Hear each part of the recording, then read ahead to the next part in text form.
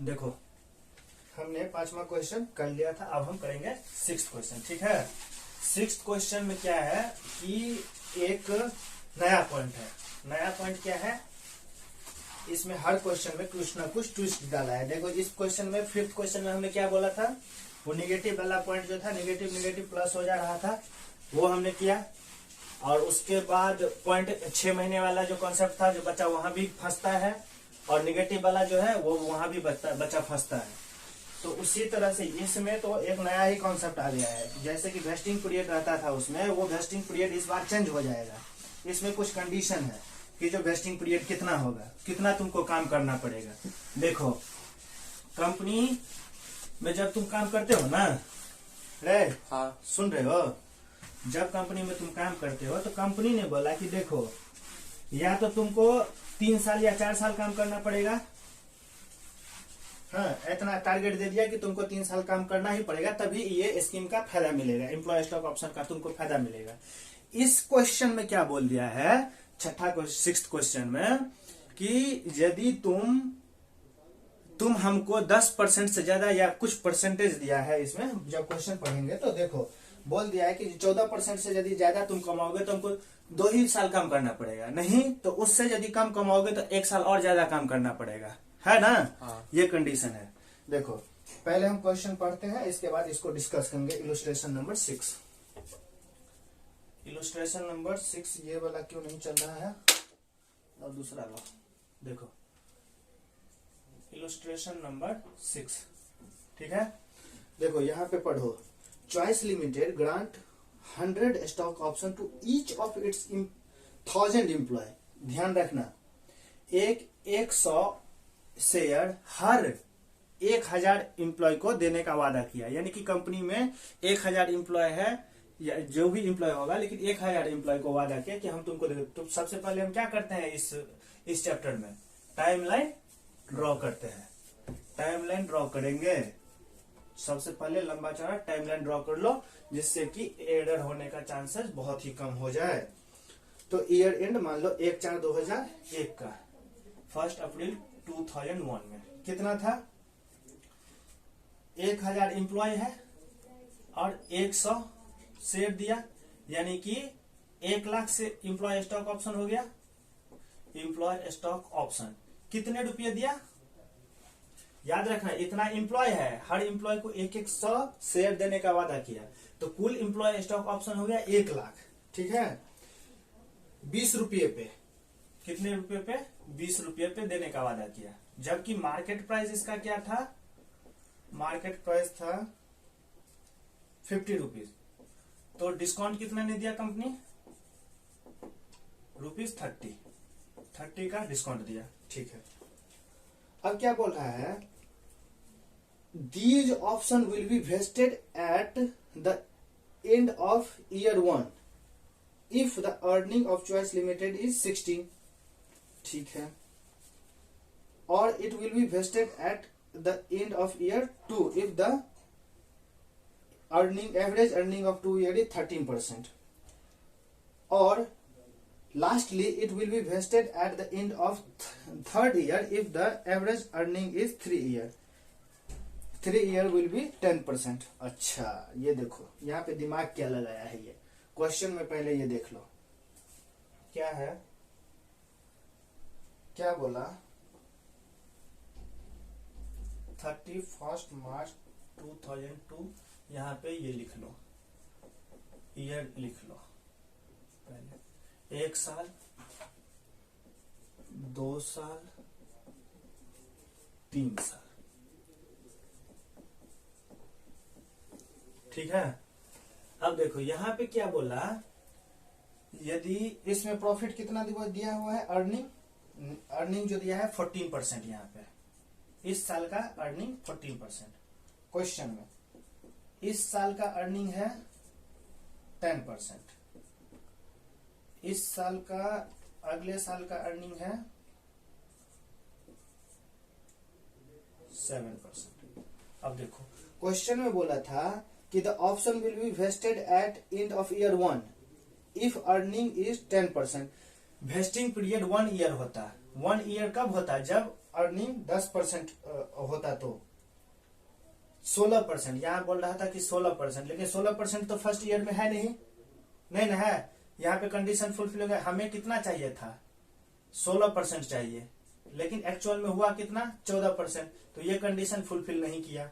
चलो, इसीलिए vesting period second year हो जाएगा, दो साल हो जाएगा। इतना यहाँ पे जो हम कैलकुलेट करेंगे, जब वेस्टिंग पीरियड नीचे में लिखते हैं दो, यहाँ पे कंडीशन सेटिस्फाइड नहीं किया, इसीलिए 1 साल वेस्टिंग पीरियड नहीं होगा। यदि ये कंडीशन सेटिस्फाई कर देता, कंपनी को बोला था, एम्प्लॉय को बोला था, कंपनी ने किया, देखो तुमको हम वेस्टिंग पीरियड 1 साल देंगे, 1 ही साल काम करना पड़ेगा। कब? जब तुम हमको 16% इंटरेस्ट, 16% कमाई करके दोगे, प्रॉफिट 16% कमा करके दोगे। लेकिन एम्प्लॉय ने कितना कमा करके दिया?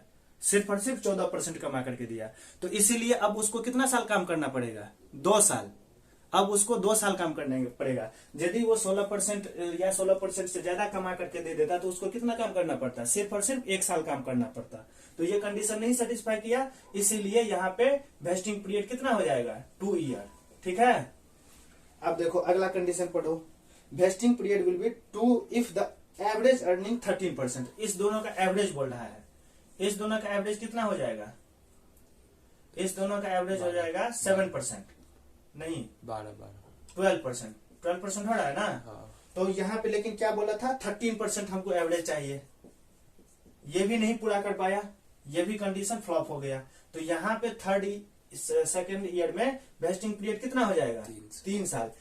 अब कंपनी ने बोला पहले साल क्या बोला था? पहले साल तुम हमको 16% कमा करके दो, 1 साल काम करो और ऑप्शन ले जाओ। एम्प्लॉय फेल हो गया, नहीं कर पाया, 16% नहीं कमा करके दे पाया, इसलिए अब उसको 2 साल काम करना पड़ेगा। यहाँ पे बोला कि इस दोनों साल, चलो फर्स्ट साल तुम फेल हो गए, कम से कम इस दोनों मिला करके तुम हमको 13% कमा करके दो, एवरेज प्रॉफिट दोनों साल का बैकअप। लेकिन ये दोनों कितना भी जोड़ लगाया, 10% कमा पाया, तो इसको 12% हो गया एवरेज एक्चुअल। लेकिन डिमांड कितना था? 16% का, सॉरी 13% का। कंपनी ने डिमांड किया था 13% का। ठीक है, तो ये भी कंडीशन फुलफिल नहीं हुआ, इसीलिए सेकेंड ईयर में वेस्टिंग पीरियड 3 साल हो गया, यानी कि अब उसको 3 साल काम करना पड़ेगा। ठीक है, अब देखो लास्ट वाला पढ़ो।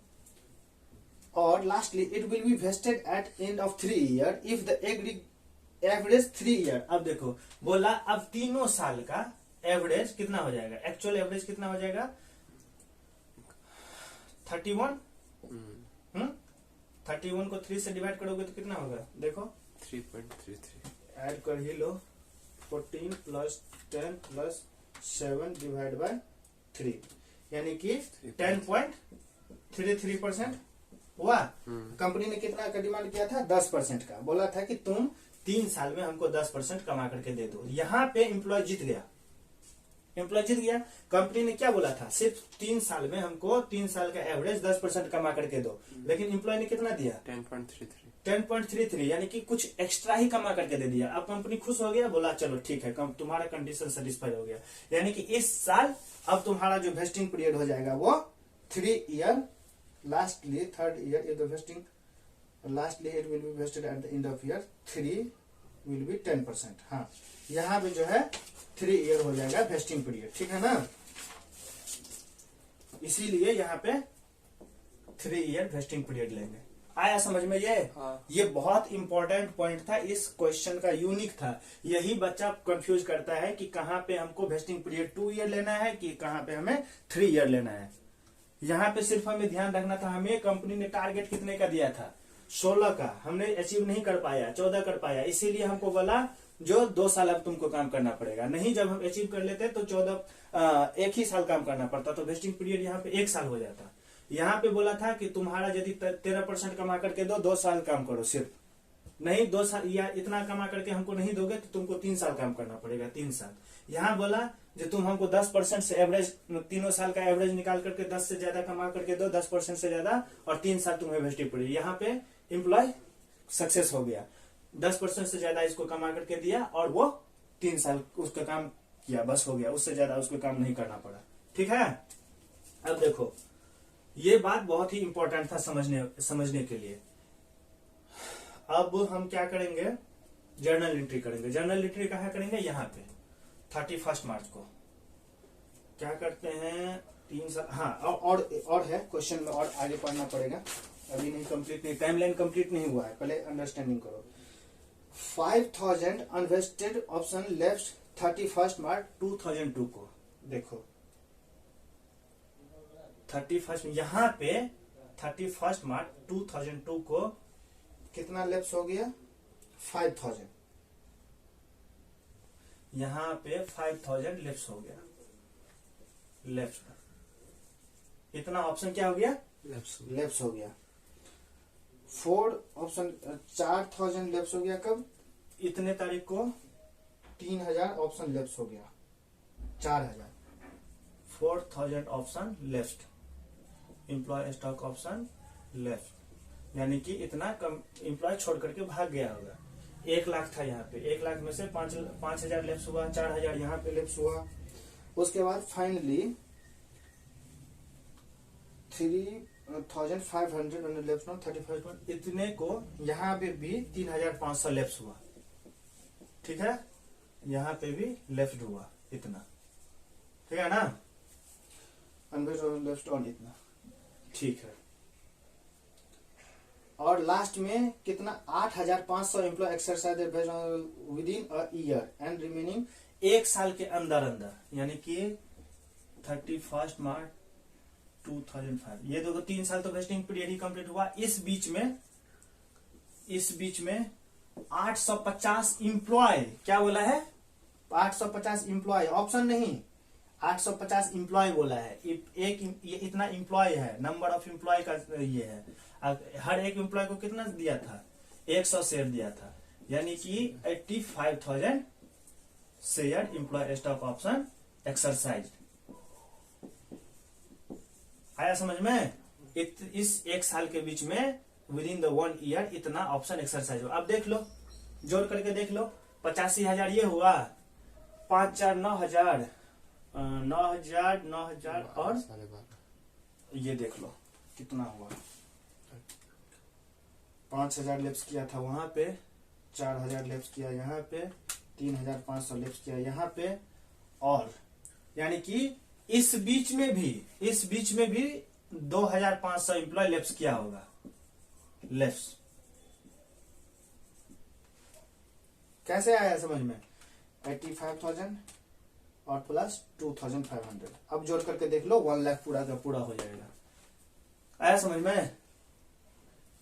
1 लाख कुल टोटल हुआ, 5,000 लेफ्ट किया यहाँ, 4,000 लेफ्ट किया यहाँ, 3,000 3,500 लेफ्ट किया यहाँ पे, बाद बाकी का जो था 85,000 एक्सरसाइज कर लिया, बाद बाकी का जो बच गया वो इस बीच में लेफ्ट हो गया। अब हम इसका जनरल एंट्री कैसे करेंगे? देखो ये मिटा दें, ये आ गया समझ में? हाँ, मिटा देते हैं, ये समझने के लिए ड्रॉ किए थे। अब देखो ये, क्योंकि ये लंबा हो जाएगा जनरल एंट्री, 2-3 पास करेंगे, इसीलिए इसको,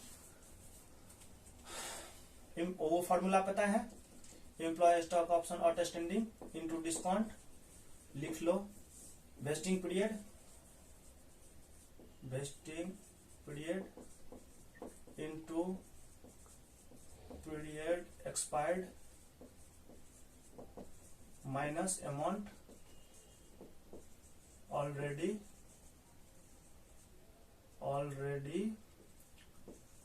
रिकॉग्नाइज्ड। ये फॉर्मूला हो गया। अब देखो यहाँ पे क्या था इंपॉर्टेंट, वेस्टिंग पीरियड निकालना, ठीक है ना।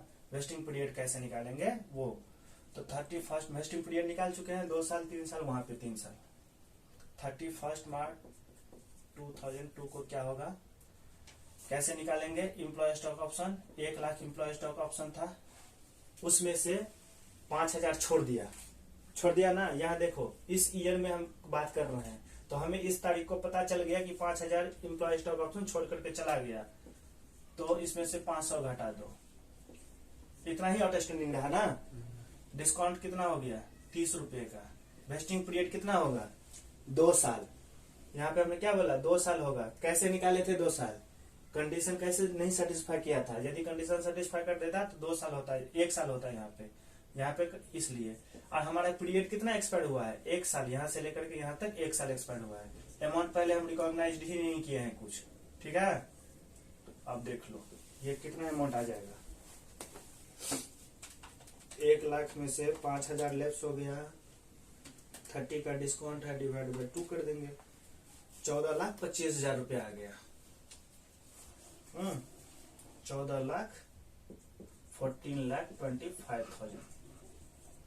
ये इतना को हमको क्या करना पड़ेगा, एक वो स्पेशल अकाउंट जो बनाते थे एम्प्लॉय स्टॉक ऑप्शन प्लान, उसमें हम तिजोरी में डाल देंगे। देखो, employ compensation expense account debit 14,25,000 इतना का लॉस हुआ,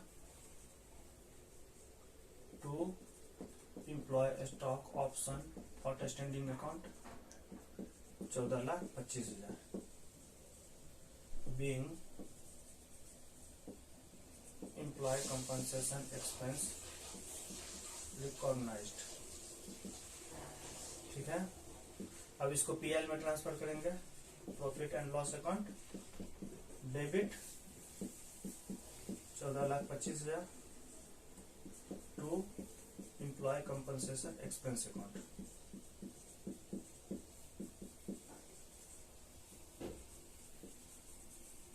being employ compensation expense transfer to profit and loss account.